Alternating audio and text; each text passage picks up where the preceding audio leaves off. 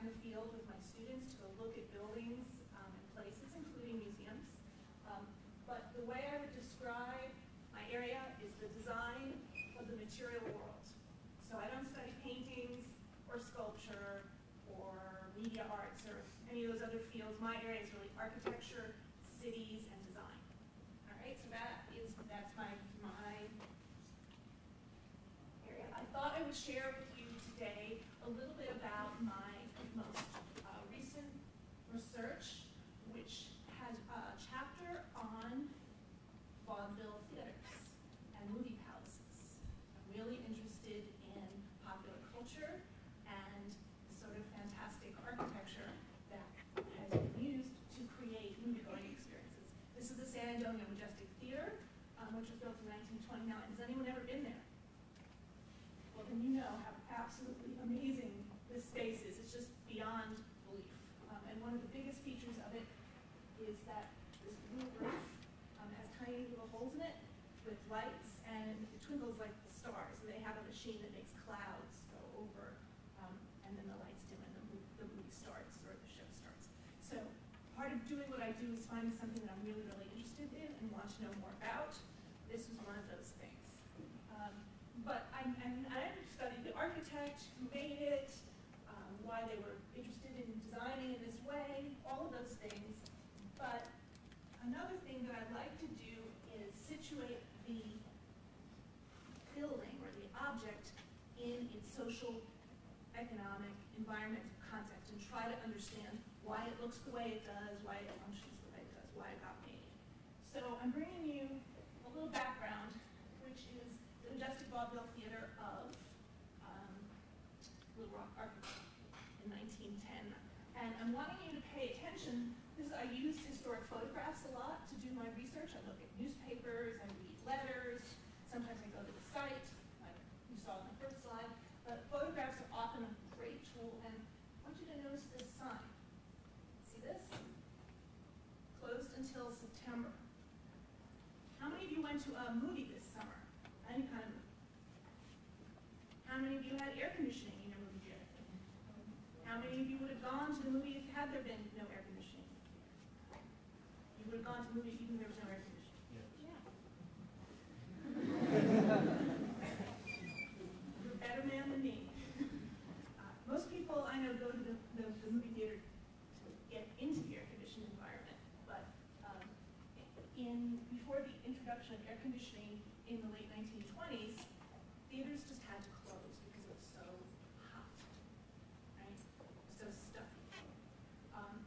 And that's one of the things that, especially in a place like Texas that's so hot, had to be, if you wanted to have year-round shows, you needed to introduce climate control, or what they called manufactured weather. Okay? And this is an ad for an early air conditioning machine. Sometimes they would take big blocks of ice, which were relatively cheap, and then blow air over it through the vents into the theater. So one of the things I studied was the history of technology, the technology and introduction of air conditioning. So that allowed for the modern movie theater to exist. But not only did it make the movie theater possible, it also, here's just another photograph. This is the Fort Worth Majestic Theater. I just want to, again, draw your attention to this sign, which says healthfully cool. So they're really advertising the fact that it's a cool environment on the inside.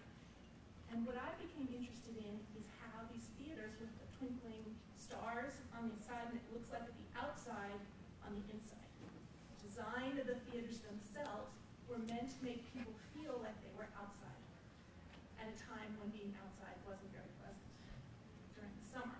So, for the Southwest, this region right here, you see this sort of map here, San Antonio, Waco, Dallas, Fort Worth.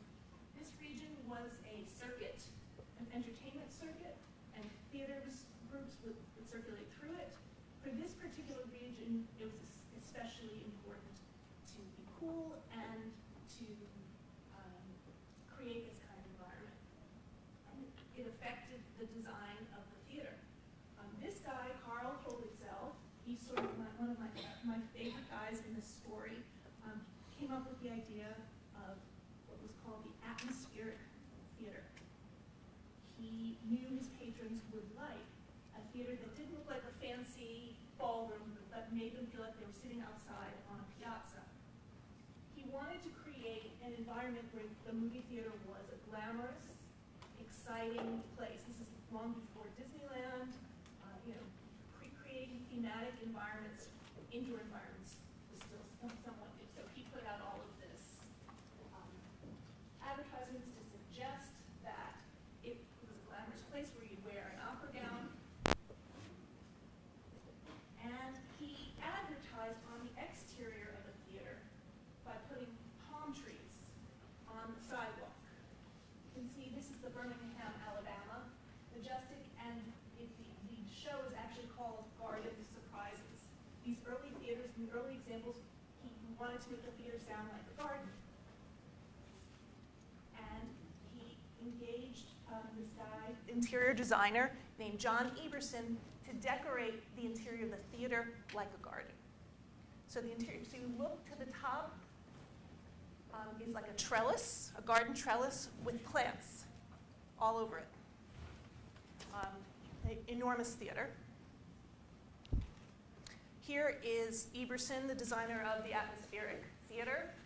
He originated here in the Southwest and did dozens of them, but his masterpiece was no doubt the San Antonio Majestic Theater, the one that I showed you at the beginning. So it has the blue skies, the sparkling stars, the clouds, and an elaborate set to make you feel like you were sitting in a somewhat Italian, somewhat Spanish piazza. So you'd come into the theater, you'd sit in your seat, and it would feel like you were outdoors rather than indoors. So creating this sort of totally fantastical environment, using stucco and all kinds of interesting materials. It's really hard to photograph. I've been there a couple of times and I cannot get good pictures of what it's like, but that gives you a little bit of a sense of the stars in the sky and the pink clouds that move across, and a little bit over here, and it's all managed by this machine, which was invented in Germany and imported to Texas. So you can think about the design of this theater as a mixture of technology, the air conditioning, the cloud machine. You think of it as a combination of design elements, like all of the beautiful architecture, and the seats were made out of wicker, not velvet, to keep you cool, and it created an environment that people wanted to go into. No, the Majestic Theater is still there, but the idea of the atmospheric theater spread out from this area of the country, all over the country. This is Gary, Indiana. I don't know how much you know about Gary, Indiana. It's a kind of defunct industrial town. And I just wanted to bring this picture, partially because it's very sad, and show you, but to show you how artificial that outside environment really was. It's just a steel frame covered with a single layer of blue sky, and a shell, a modern shell of a building, which has this artificial creation on the inside. So when I am working on my project, which is about regional architecture in this area of the world, what makes Southwestern architecture special, different, unique, I work on the theaters, in part because they responded to their climate, to their environment in a unique way. And it's just an example of the kind of research I do. I go to the theaters to look at them.